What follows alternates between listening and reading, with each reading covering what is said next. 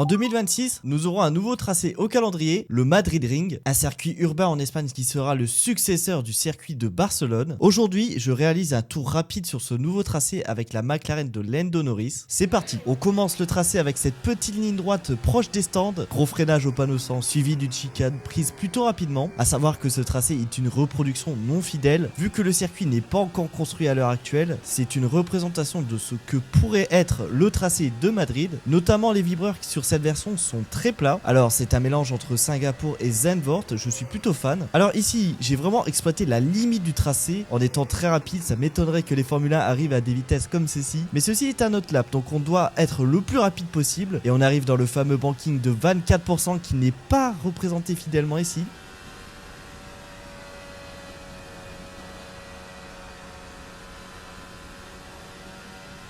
Suivi d'un gros freinage, virage en aveugle et on redescend. On est vraiment proche des murs, c'est vraiment sympa en réalité. Attention ici, il y a une bosse, je me suis déjà fait avoir plusieurs fois.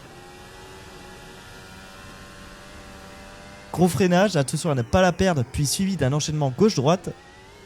Ici on a un léger frein, attention à pas bloquer les roues, c'est très compliqué de le prendre correctement.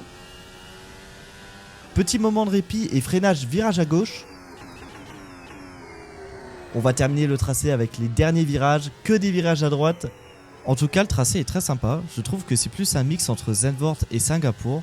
Franchement, j'adore. On se colle sur le vibreur et on termine ce tour en 1:26.852.